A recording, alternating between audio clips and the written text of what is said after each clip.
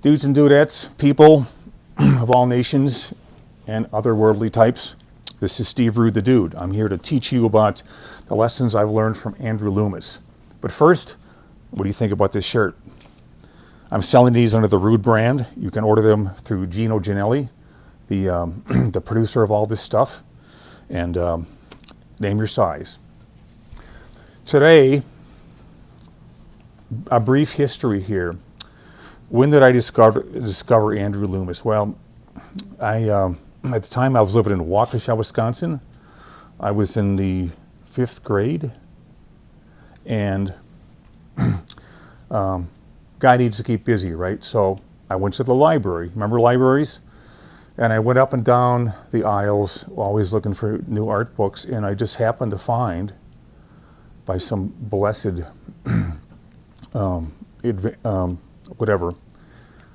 by some blessed moment, the books of Andrew Loomis. That's when I first discovered them. And obviously when I saw these books compared to all the other how to draw art books lined up on this shelf, there was no contest. That's when it started, and that brings us to the present moment where I'm still studying Andrew Loomis.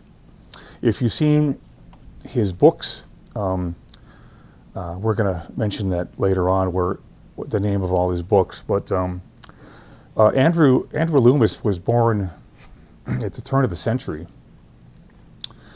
and he was a working illustrator his whole life. And in his spare time, snicker, he managed to produce at least 5 or 6 art books, the best I've ever seen. The only ones that rival the Andrew Loomis books are the famous artist books that came out of the Albert Dorn period.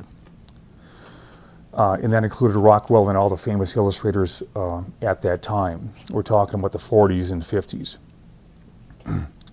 So there you go. Those are my recommendations for the best books I've ever seen. It's funny to think that I'm still learning from Andrew Loomis. I took to him because, well, if you've ever seen my work on Nexus, you know that I'm really big on super handsome guys and gorgeous girls. So let's just say Nexus, Horatio Hellpop, is a Loomis male, and Sunderpeel is a Loomis babe. What Andrew Loomis put down in his books was unrivaled by anything seen at the time, and they're still in print. They weren't for a while, but somebody convinced the Loomis estate to bring them back. The reprints are poor in quality. They never bothered to really do these things upright. A lot of the images are faded. For shame, you guys. You should never release a book like that people have been waiting for 40 years and do such a bad job at reproduction. But I'm here to tell you what I've learned from Loomis and to demonstrate a few things. The first thing that I want to bring up is something I've been talking about recently in different live streams, and that is the gesture. Before anyone of normal intelligence begins to do a fully finished figure, we always start with the basics. We always start with construction. We always start with the mannequin, but even before the mannequin, we try to find the right gesture. If you look over here, we've got some perfect examples of gestures. This drawing by Jack Kirby broke down to this right here. Literally nobody that's of any quality as an artist can be broken down to something very simple. This is very simple. This is very simple. But no matter how much detail you shove into these drawings, if you don't know the thing underneath it, the simple version, you'd better. Because there's nothing more embarrassing than floundering when you're trying to show everyone what you've learned over the years. Let's look at this a little closer right here. So every single drawing, especially the wonderful comic book drawings that I grew up with, this incredible John Romita Spider-Man there, look at how basic it can be broken down to. So that tells you a lot about what you're aiming for as an artist if you're starting out. It also informs people that are even journeymen, that have been doing this for as long as I have, 40 freaking spickle-spitting years. And I still always rely on my traditional learning, and it starts here.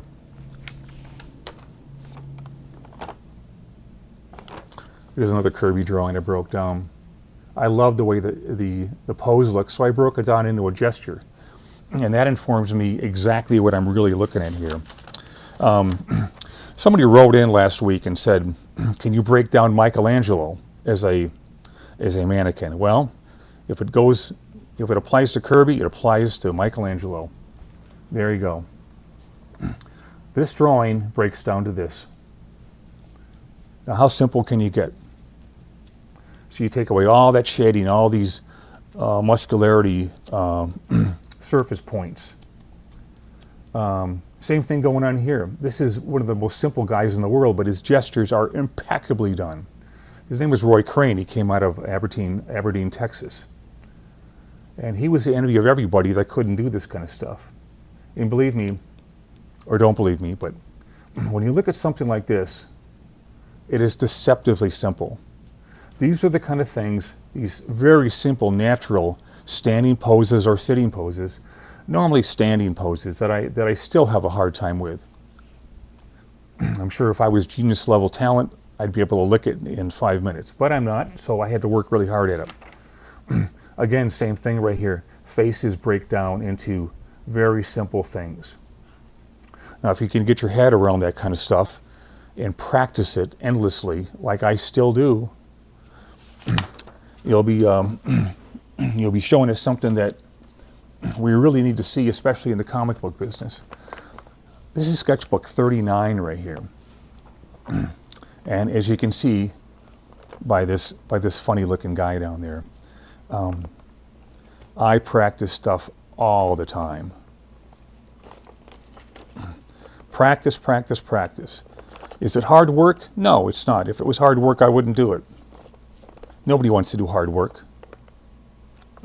But when the job requires it, and all illustrations, all original illustrations require a lot of hard work and research and diligence. A lot of studies, if you so need them,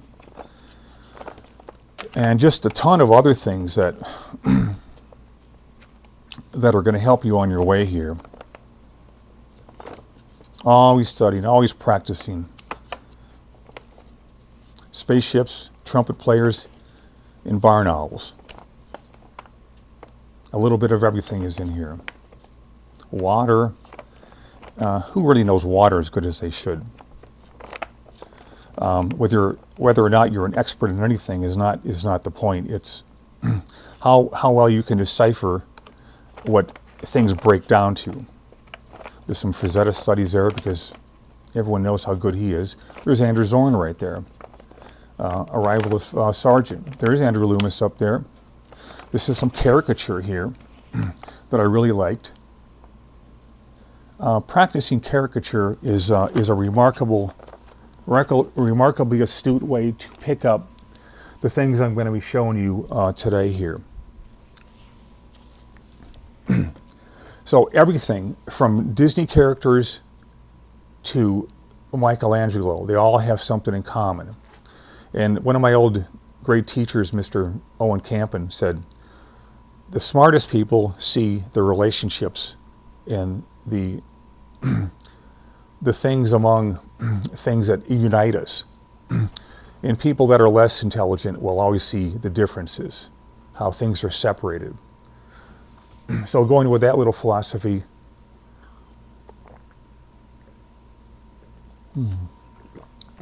that's definitely going to be edited out. We're going to show you what I've learned, not just from the different examples I'm going to show you, but specifically the Loomis books, because that's what this video is all about. Someone has asked Well, this one in here is log 39, so that should give you a good hint. Can we zoom in on this figure right here? This is Hal Foster. Hal Foster is the godfather of comic strips. He's unparalleled. If you think you can even come close to matching him, you'd have to be a genius with the combined intellect of Einstein and Newton and Copernicus. And probably a couple hundred Greek philosophers too.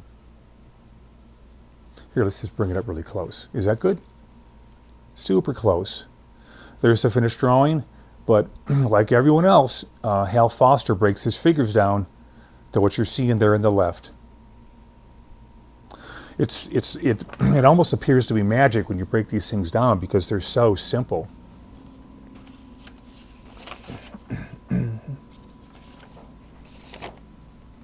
Anyway, I love experimenting with things like this. Do we have any more incredible examples here? Oh, this one right here. I was telling you guys how much trouble I had with figures just standing there. These are broken down into the mannequins right here. And you can see the mannequins are as natural looking as the finished drawing. I never start any of my animation drawings without breaking the gesture down first, and it's still hard for me to get it. It's just pathetic. I think they're going to kick me out of the union eventually here for not getting it by now. So that's Alex Raymond's stuff right there. This is Toth. Good, good. Let's move that aside, as long as I've showed you the things that are required here. Mr. Producer, can you grab those two little Dayglow pieces of paper over there? Because, yeah, because this is what I wrote down beforehand to let you know what you have to learn to be an artist. First thing I wrote down, learn the mannequin. You can't draw figures without learning the mannequin. Everything has a local color. If some girl has blonde hair, it's basically yellow. That's the local color. Everything has a local color. This is yellow-green right here. This is yellow-green right here.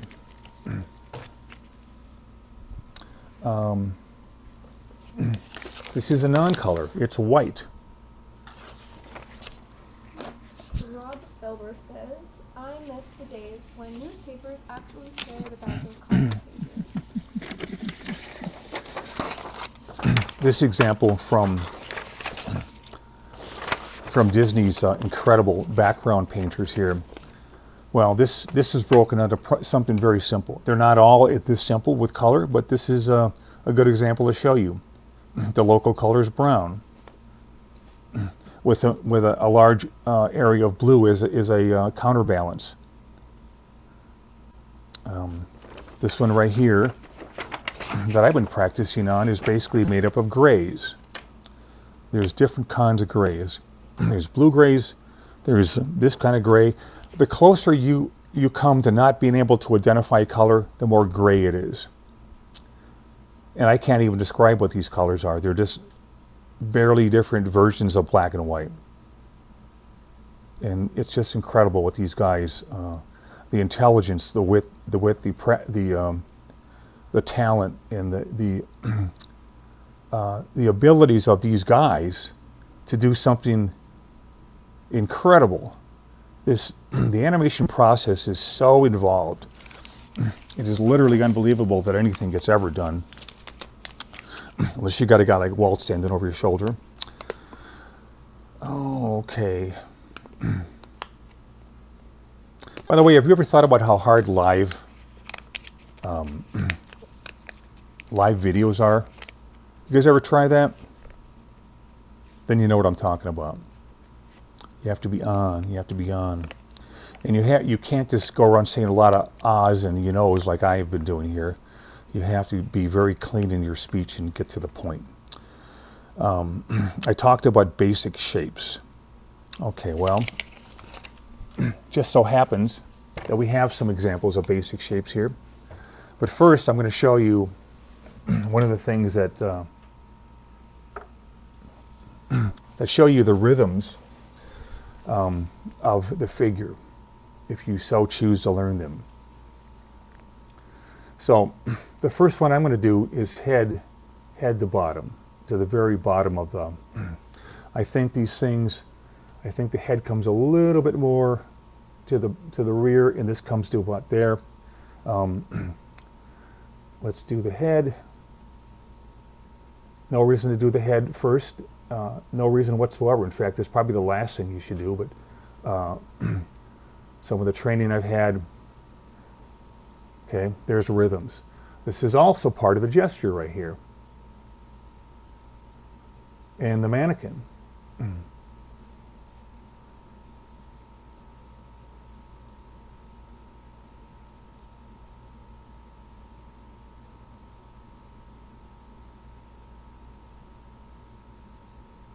Here's the center line. It comes out like that. Center lines are important because you really can't figure out the perspective of a figure until you're looking at the center line. Believe me, it's important. I rely on them all the time. All these things that I'm showing you, I rely on all the time because they're part of the fundamentals of what make up good art and the artist who employs them. And I know that we're all well employed. This can be swung over like this. That's exactly how Loomis actually has it. So there's your gesture line. Here's your mannequin parts.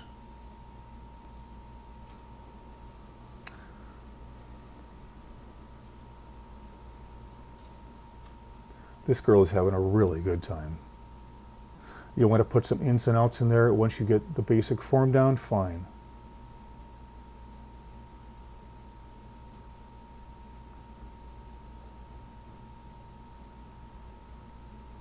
Someone's asking what kind of lead is that on your pencil? This lead, well, you guys give me the tough ones, don't you? This is a Derwent drawing pencil, the same ones I've been using for most of these live demos here. This happens to be ink blue. They come in different colors, brown, black, all the usuals. Silence animal.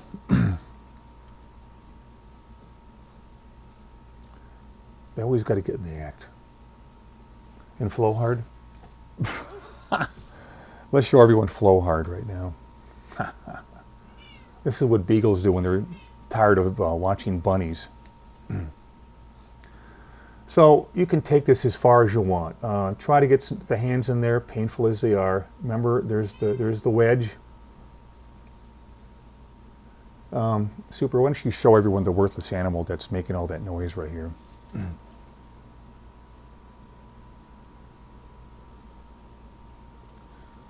Yeah, there she is. We have only she animals in this house. And that's why we are drastically outnumbered here at the Dude residence. So there's your mannequin, all right? Within this form, there are the other forms. And then this is another example of how you can go from big to little.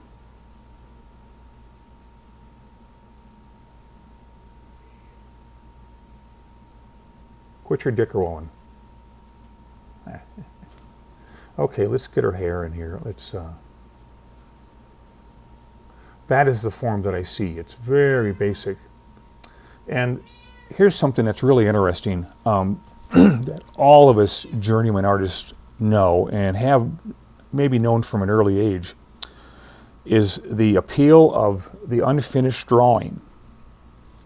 This is an unfinished drawing, but listen to people make comments about the roughs that you do before you do a tight illustration of something. Inevitably, most of them are going to say they like the gesture better because they see the joie de vivre going on here. And it's just a thing of beauty to look at. My wife, Janelli, always comments on the gestures being better than the finished thing. if we want to put the face in here, we have to know the head.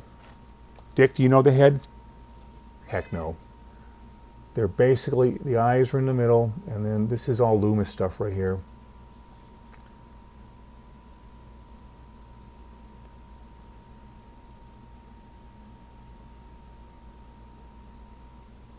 Everything is symmetrical here, and she's got underlighting going on here. This is obviously taken from a model that Loomis employed here, because everybody used models back then. Comic book people and animation people should be versed in creating the figures basically out of their head. Now, it can be learned. Everyone in comics and animation know what I'm talking about.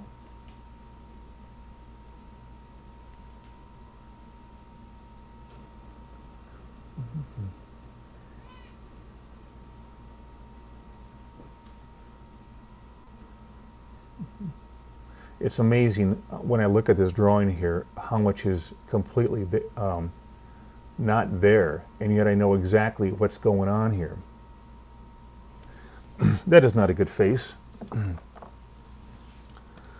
So in order to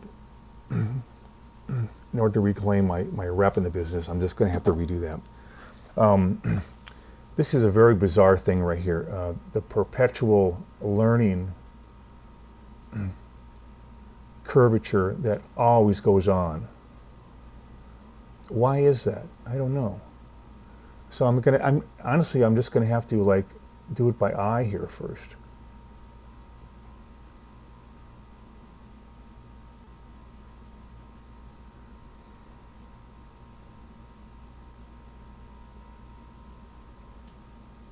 There's so much I could tell you about drawing heads and stuff, and maybe we'll get into that at some other point, but that looks absolutely hideous.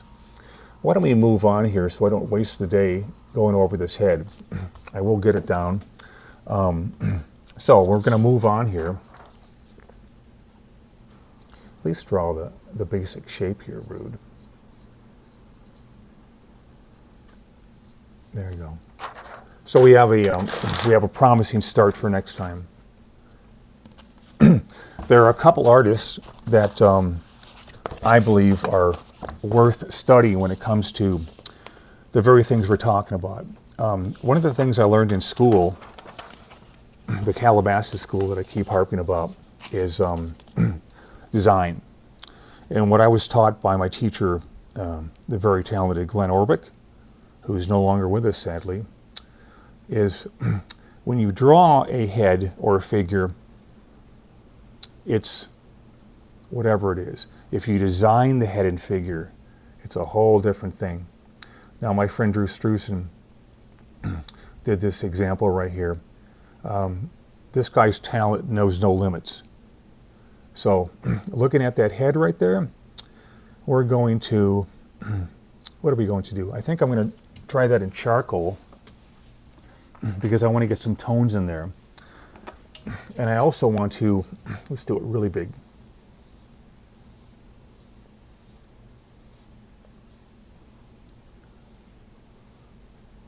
I heard that one of the ways to get good at anything is to fail a lot. Well, no problem here. Little Keeds have eyes that go down to here. I'm going to get the contours down, the outside contours. It's so funny because whenever I bring up Drew's name, they go, who? Yeah, Drew who, right?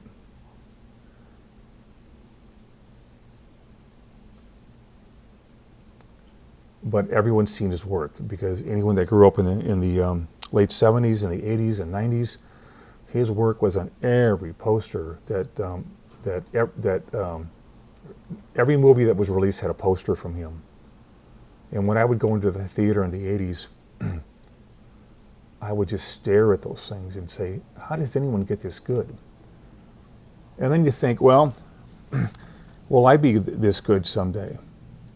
Is this just practice? Is it it's actually more than just practice. It's some kind of a special ingredient that only guys like this know. I mean, I have been trying to learn from his work for so long, and I've come remotely efficient on doing this kind of stuff. And I'm still going to keep learning from it. Wow, wow. Those stupid dicks.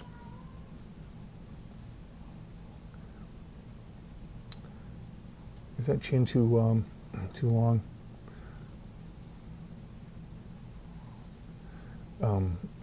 Drew was a remarkable person. The guy that I knew. We had some great talks. I would fly in from Phoenix, where I live right now, to San Marino, California, or is more like San Gabriel, yeah. And that's where he lived. Drew used to live in Arrowhead, California, and for some reason he had to move. And I'm sure it was because of somebody trying to mess with sales with his art that these people had nothing to do with doing. But he got ripped off a lot. And the movie business is actually sadistic. Imagine having to do 20 versions of the same painting right here to please a bunch of suits. No thanks, guys.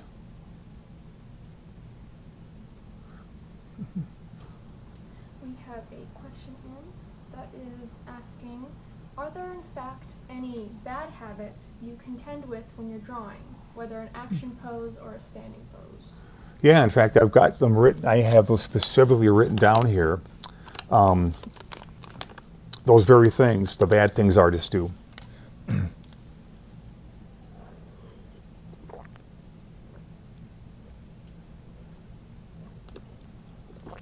Editor.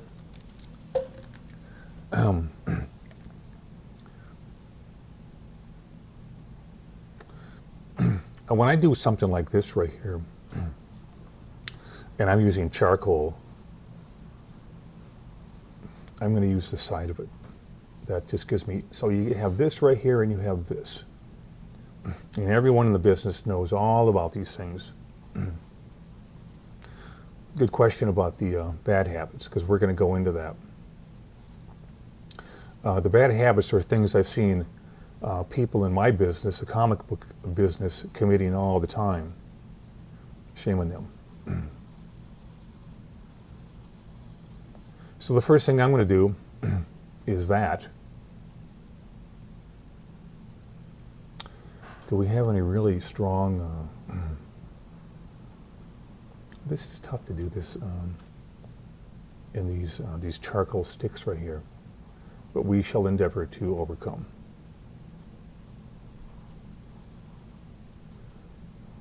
Everything on his face, by the way, from the hair to the highlights on the face, is all designed, and that's why he's so good at what he does.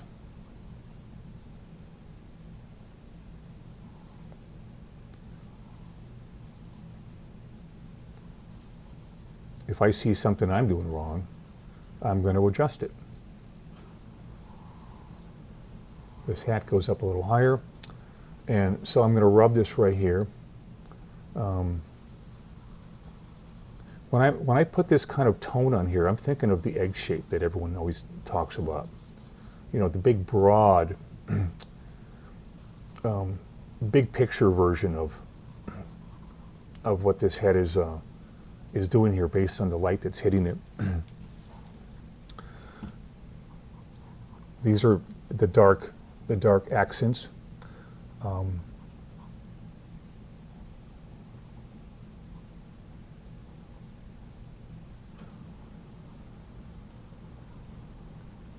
So this is a lesson in tonal drawing right here. Drew, or Stru as I've been known to call him, pretty clever, huh? There's nothing this guy couldn't draw. And there are people finally that are coming out and just unwaveringly support his sacrifices. And believe me, when you work in the movie business, you are always sacrificing.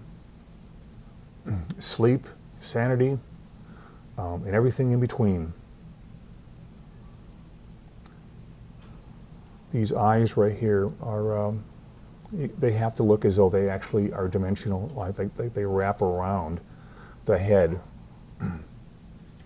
Okay, so I'm going to take it that far, and then I'm going to take what everyone does, this kneaded eraser right here, once I get the charcoal off my hands.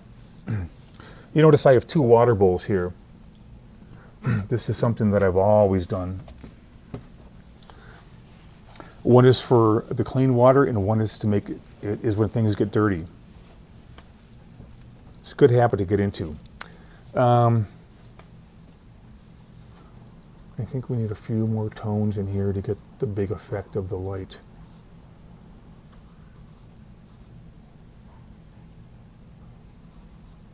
Let's darken it just a little more, because when I go in there and spell those highlights out, I want to make sure they show up very clearly. Every ear has an individual touch to it, and that is going down much lower right here. So it's probably good for you guys to see this right here. This is what we all go through when we're working from this and that. I have some really good artists coming up, like the very best, and we're obviously starting with Struzan. Stru. It's funny how many people pick up on that name when I start using it.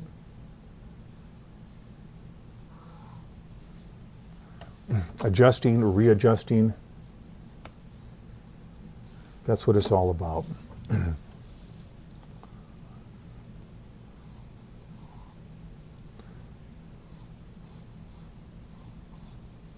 Okay, let's, so we have an overall tonal thing going on here. Let's make it really stand out. I'm going to move the paper to the side right here. And kind of think of this, this charcoal is a brush. This is kind of a brush stroke right here, isn't it? And this is a very thin, rounded brush right here.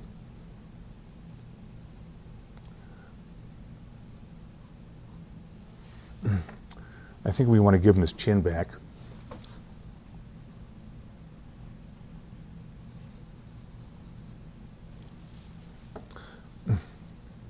Adjusting, always adjusting, always adjusting. That's the power of charcoal right there. So, again, this is something the school taught me, and a lot of it is all based on Loomis principles. But remember, guys, the principles are the same for everyone. They don't change person to person. Oh, this one is really rock hard. I think they need to advertise it as rock hard before you buy them. So according to Stru, these are the light areas that, that he picked out here. It's all based on a photo reference, but Drew goes way beyond the photo reference. I remember I was talking with Drew on the phone one time, and what did he say? He goes, I've been learning how to use the projector like you use. And the guy said, it's not as easy as I thought it was. The Calabasas school, the one I keep bringing up, taught us everything, all the commercial art stuff. And one of them was learning how to use the projector, which I've never really taken to at all. I just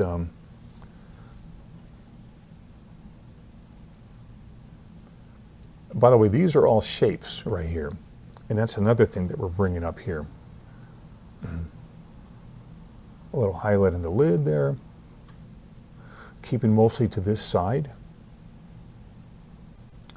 And this area, of course, is blasted out with light. Top of the brow, there's a ridge, brow ridge going on there, and that's why it has the light. Everything follows a pretty logical pattern when it comes to light in a form. That's why you see people breaking things like heads down to just an egg shape.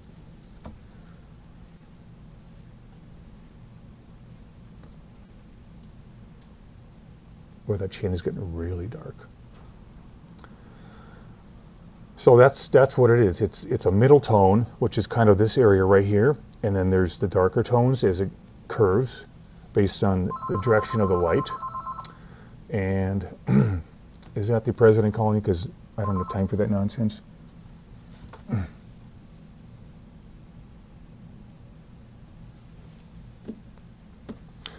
Okay, let's reinforce some of these things right here.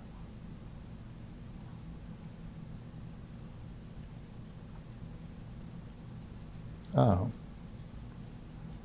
the toenail pattern of flow hard is arriving here.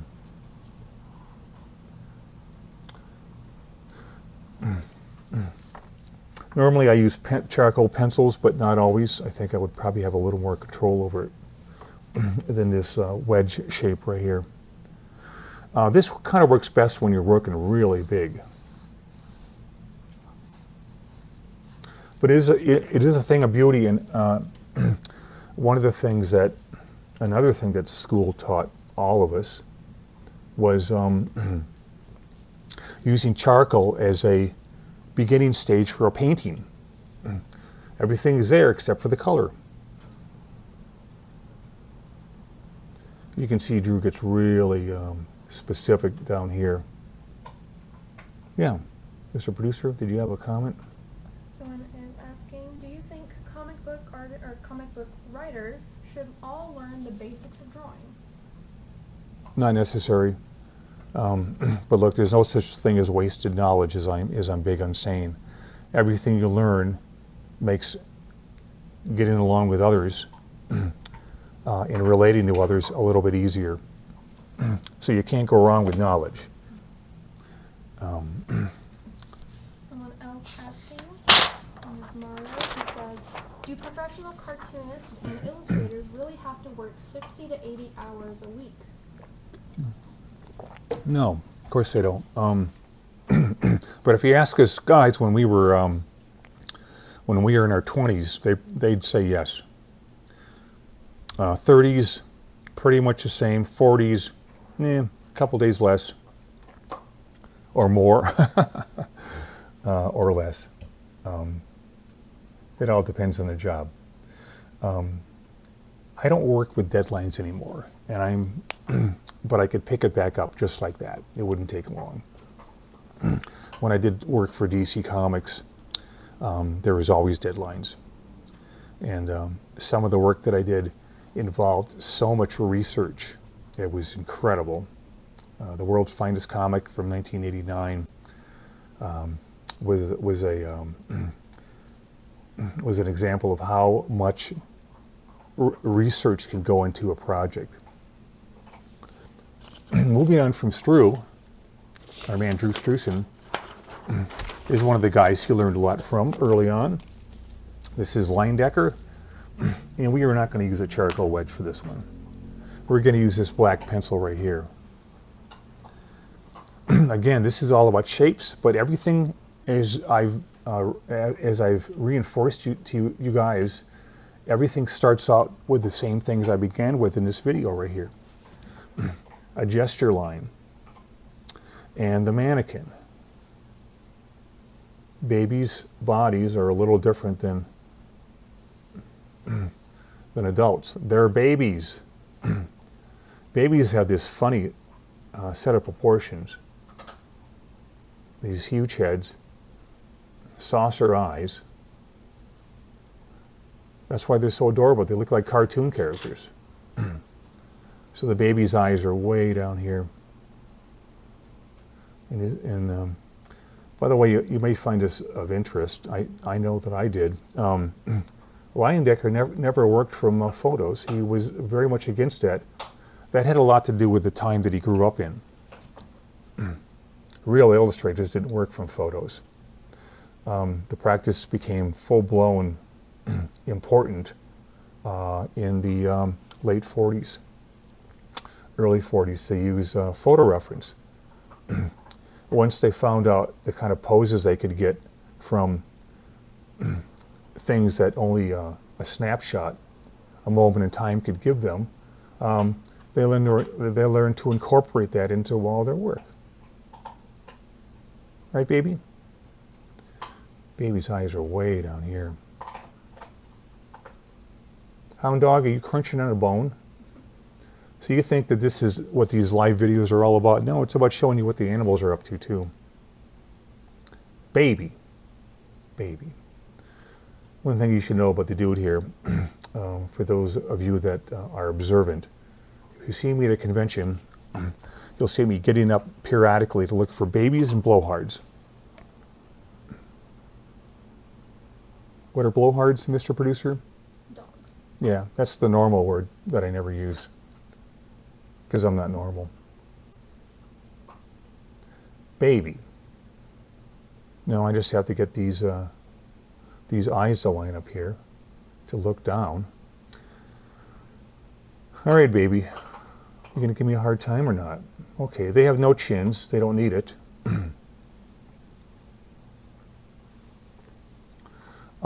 This is kind of funny going back a ways. I like to tell you these stories from bygone years right here. I happened to be visiting some artists in Westport, Connecticut, and one of the guys that was in this studio was Stan Drake, the incredibly talented master artist that was another realist with comic strips. And at the time he was doing a Blondie, the funny caricatured stuff. And he was just a wonderfully nice, open, giving kind of a person. And he told me, if you want to make girls cute, make them more like babies. And he proceeded to draw this head like this, with a forehead sticking out. I thought it was a little much, but that's what I learned from Stan.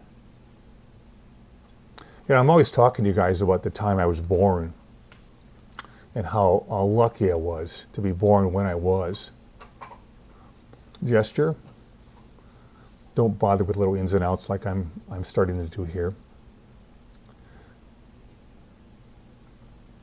These eyes have to point, they have to be looking down. Right, baby? All these things that I'm doing here, I'm going to show you what all the shapes are made up of here. Because Leyendecker was beyond earthly when it comes to designing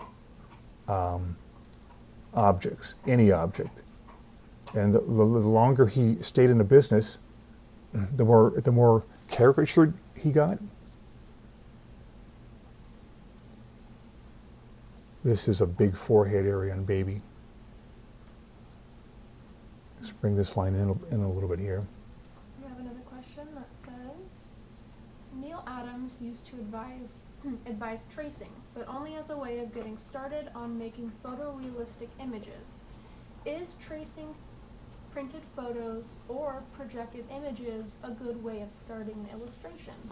Well, one of the things you can learn from tracing things is develop the same thing you would do by not tracing a photo, and that is learning exactly where it's going to improve your sense of proportions to draw from an exact duplicate of the person's face or body or whatever. And there's no such thing as really a bad rule. We're all here to learn what we can in the time that we have here. Here's the dig again. And depending on a lot of factors, we're either going to stand out and become prominent in our field or not.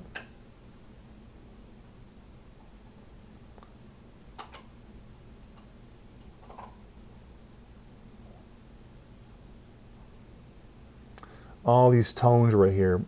Basically, if I just go like this, I think I can get my point across a little better. But you can see that baby here. Baby's got very baby characteristics. Everything has a characteristic to it. They have certain identifying traits that make them what they are. Leyendecker designed everything on baby here. There is literally nothing on this entire forum that is not designed. And Leyendecker was a funny guy. When he started out in the business, he used to throw these immaculate parties with the hoi polloi of the rich and famous. And I get the feeling that when Leyendecker threw these parties, he didn't say a whole lot. It's like when George Lucas throws parties, he kind of hides in a corner. And I'm sure that's what Leyendecker did. And also, I think it was conventional to just, when you get successful, is to invite the rich and famous and the beautiful people, the important people. Just to show off that you've done great things with your life and it's nice to be admired. I'll try to abbreviate baby here because this is going to take a long time to really get down. And we're here to get in and get out with these videos here. This is something that would require a lot of study, actually. A lot of careful study to get baby. So when you're brought up this thing about, is it okay to trace from photos as a learning tool? Of course it is. Every time that you don't do something out of fear, you can count on it being maybe not a very good thing. People think that if I start doing that, I'm going to be dependent on this stuff. Well, that's nonsense. It's just a learning tool. There's a local value in this stuff right here. The local color of this figure right here is a kind of a yellow ochre. Yellow ochre is nothing more than I'm not sure you guys want to see me continue on this kind of stuff. Maybe you do. I don't know. This is some of the big questions we ask ourselves on these live streams here. Oh, we just got a comment that says, really enjoy your videos, when you said that. Oh, that's nice. We aim to please and we aim to entertain. The baby's got his little smock on there. But don't let that fool you. Leyendecker knew every single thing when it came to every form within the body. This guy, the word I like to use for guys like this is unassailable. It's just funny. Everyone admires what he does. Who wouldn't? Stru studied him in the early days, but Drew was so talented that he... let's measure over, by the way. Right above the eyes, is this division going on? Babies have weird folds. When Mr. Silly was born, there's folds on folds. Like an arm would come together like that. That's the way babies did it. So the rhythms in Leyendecker stuff is frighteningly accurate. And everyone knows it too. Leyendecker died pretty much unsung. I think like 7 people showed up at his funeral. Can you believe that? But that's what happens when you ignore some parts of your life that are not good to ignore. Let's bring the entire figure down here.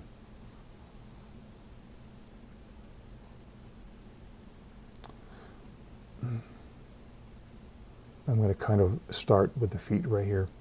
So when I mentioned that Leyendecker never worked from photos, somehow he got a little baby in his studio. Don't ask me where he got it, but there's one born every minute, like suckers. Look at baby. Babies and blowhards.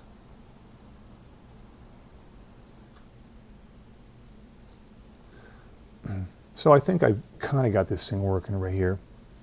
This leg might extend a little farther, but in the interest of not embarrassing ourselves and knowing that you have to be constantly on and entertain people or they tune out. Just like I would do. Let's just do this one knee right here, okay? What Leyendecker would do when he worked from life is he was able to observe things from all angles. When you take a photo, unless you're taking photos in the round, your eyes are made to see how things go around. You may be looking at this one angle right here, but it doesn't mean there's something on the other side here.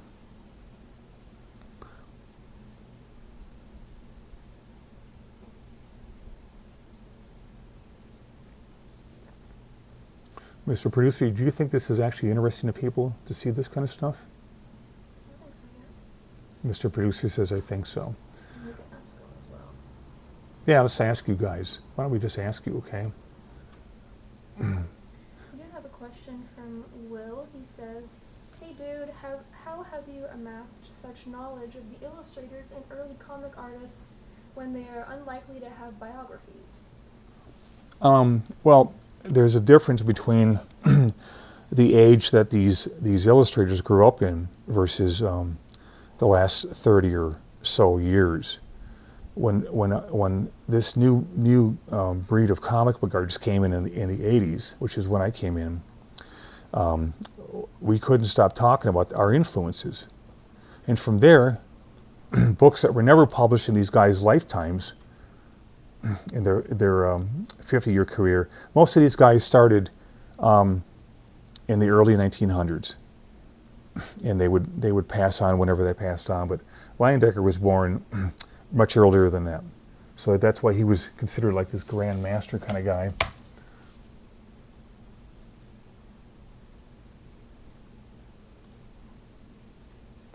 I like these folds. I mean, this is really amazing how he put these together right here. And I think this area right here is more designed than anything else in the entire picture. So he designed it to make it more real than real, and more appealing than real too. If you've ever seen some of these guys that haven't been taught to design things, it looks like a kind of an anonymous lump. And that is not how I wanted to end up as an artist. I wanted to be a designer of things. Oh, we have comments coming in. Will says, it's very interesting. Another says, yes, we are entertained and well educated by your videos, such as this. And another one saying, keep going please, it's fascinating to watch. All right, well, there you go. There's the consensus. And the dude never ignores the consensus. This goes up a little higher, but hey, try to forgive me. I know not what I do. Yeah, this is just the coolest stuff.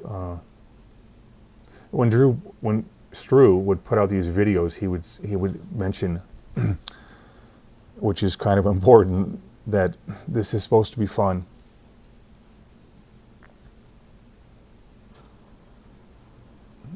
Another comment saying, speaking of how to draw books, I can't wait to get my Nexus book available for purchase on the website. Yeah, good. We've got a lot of stuff on the website, which is how we keep ourselves solvent and above water here. So everything you donate and write it and purchase is a big help to us, as it would be anyone, really. So you can see I'm going to try to emphasize the form beneath the form right here.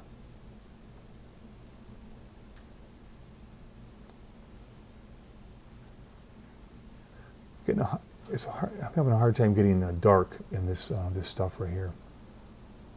Look at baby's feet. Now look at all the stuff Leyendecker has going on here. He's got a little bit of reflected light. You guys all know where reflected light comes from. It comes from something nearby that bounces into the shadow form. These are things that anyone who wants to be an artist has to observe. Guys that are illustrators, that are really into light, you'll find these guys always looking at some interesting light effect. But look at the rhythms here, just on this leg alone right here. And when the highlights come in, it's even more remarkable.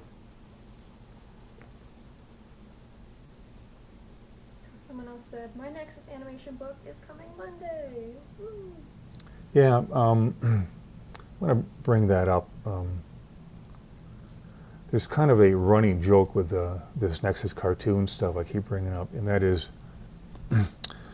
how long would you work on something before you gave up on it because you never had any bites? Well, is 40 years long enough? Actually, I think it's longer than 40 years now.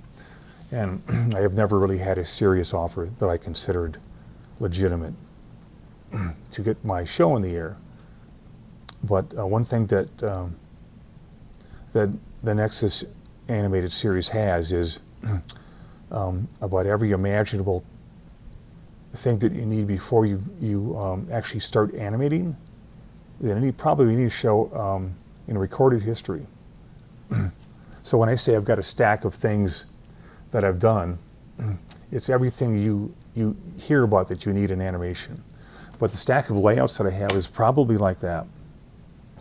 That's the amount that goes into an entire half-hour show. So baby, what do you say? Are we going to move on here?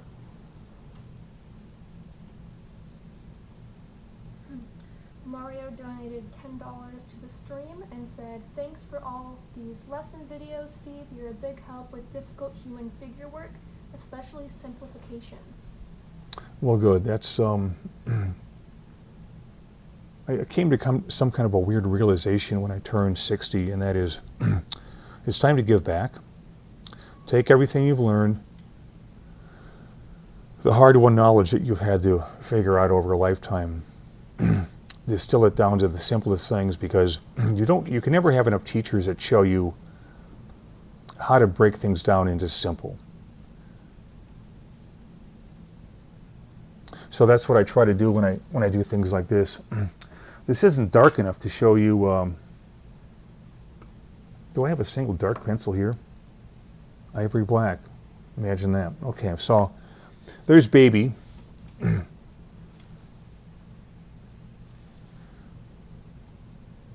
We're going to say goodbye to baby right now. And we're going to move on to the next person who designs things really well.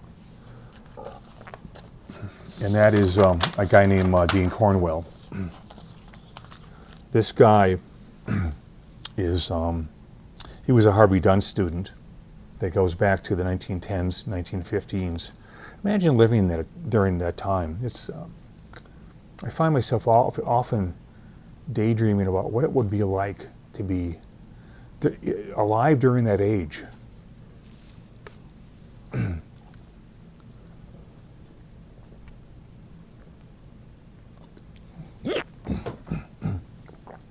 I don't think there's a single time in history where there hasn't been a combination of the same problems that everyone goes through in every age.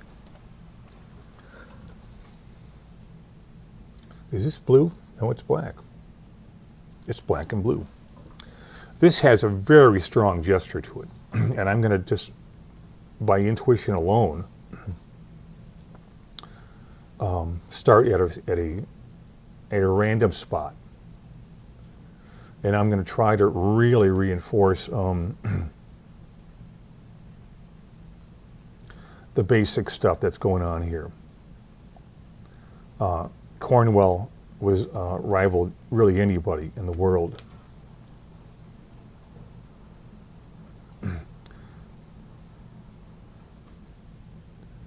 It's really funny. This looks like it came down in a different way, but this is why you practice, guys. And remember what I said about what did I say? Self-devoted knowledge, or knowledge that you work on to get better at whatever you're doing, is never wasted. It can't be. Boy, that looks really funny right there. It looks. It comes way down here. You know, that doesn't even look possible. If I draw through right here, and give some perspective lines. The only way this leg could work is if it came down lower. Sorry, Dean. And if we move up a little bit to where the ankle is, that's when we start with the folds in the bottom. So let's continue right here. You notice I have a tendency to get involved in little things. I think we all do that to some degree.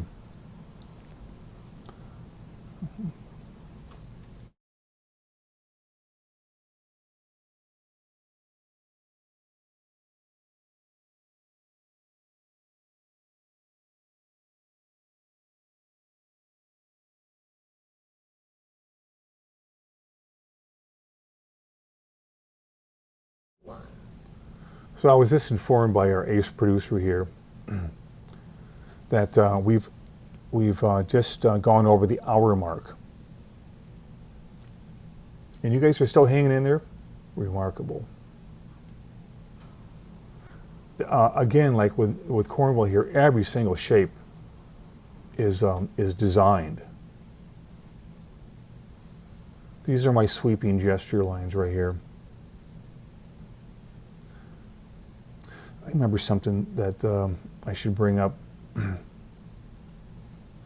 When I was in my mid-20s, I went to the university to take a life drawing class by a very renowned teacher, and I always wondered how people got those clean lines. Because when I started out drawing, it was scribbles. Everything was a scribble to get. This would not have looked like this. It would have been a scribble. A lot of lines, 1 billion lines per square inch. And I thought, how do they get those drawings so clean like that? How do they do that? Well, it involved a lot of practice, guys.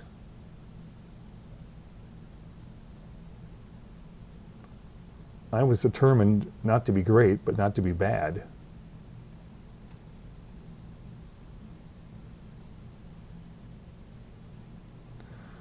So let's just briefly try to delineate some musculature in here, because that's part of the fun of it. But if you don't have this down right, if this head is this far over, when it actually aligns up pretty much with the knee there, you need to do more observing. Dean Cornwell was another guy who was absolutely unparalleled in what he did. He was freakishly good.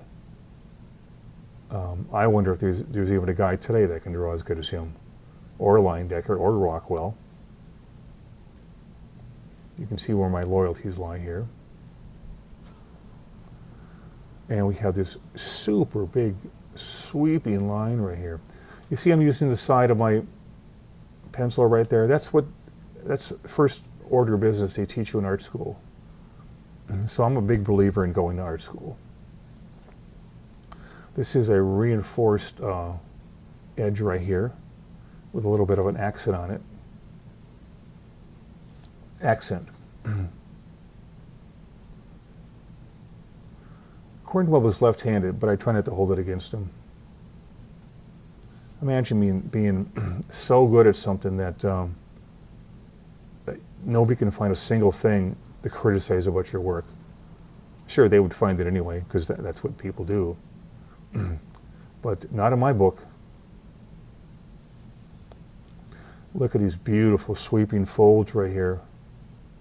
Again, he distilled them down to the most simplest of things. Let's do the hand gesture before we get too carried away here. And to do that, I want to get the perspective block in before I do anything here. I'm going to get the wedge shape down, which is like this. This is the way it goes. And you can see I'm doing this fairly lightly. And then when I think I've got it, the gesture at the right place, I'm going to get bold like this right here when I know what where I'm going with it. I'm always talking to you guys about the difficulty of hands. You think they wouldn't be a problem after all this time, but you'd be surprised. I know I am. Look at this weird little shape going on here. That's part of Leyendecker, or Cornwell's incredible sense of design. I want to get this gesture down for the hand, because I'm always working on my hands. These were all drawn from live figures. Nothing was photographed. Oh, Cornwell, sorry, I'm thinking of Leyendecker again. No, Cornwell was big on whatever it takes. And so if he needed photos, normally he would do live sketches first, as per his training.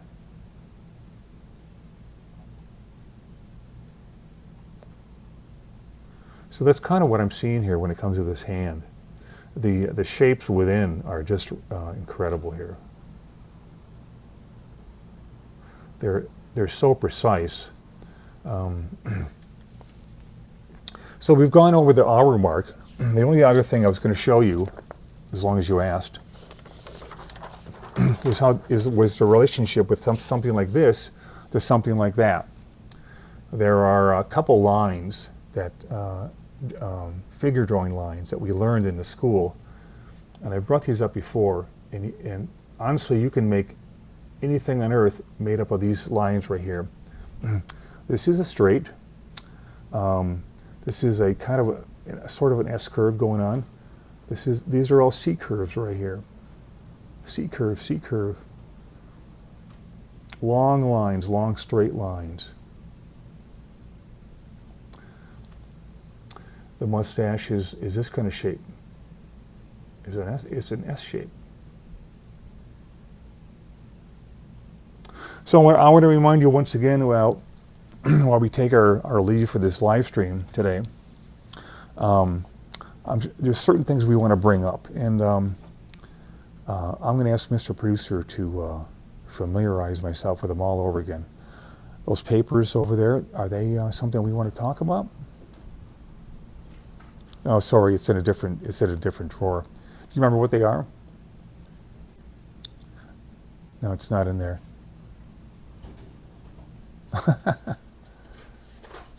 This is live TV, folks. There you go. We're still looking for a designer. We're still looking for a designer for the Rude Dude brand. Graphic designer for the layouts of the books and just general layout for everything. A good designer is someone that makes a difference between a good production and a very weak one. And it's easy to spot them when they're great. It's easy to spot them when they're not great too. I believe commissions are still open. Oh, I've been informed by the people that rule my life that commissions are open now. So if you've got something you want me to draw or paint, run it by me. I'll decide if it's something I want to do, and we'll exchange wares and try to put a smile on your face. And the other one, the last thing I want to mention here. Allow me to read this, guys, even without my glasses. This video is made possible by Patreon. To show our appreciation, we're giving away this original art to a Patreon supporter. We've already picked a winner that's going to be shown at a different time here. This is the drawing that we're giving away. This was done last week as a part of gestures and mannequins, same kind of thing. And the winner was who? What was the guy's name? Do you remember? Of course we do, because we're very organized here. The winner's name was it 73? Silence.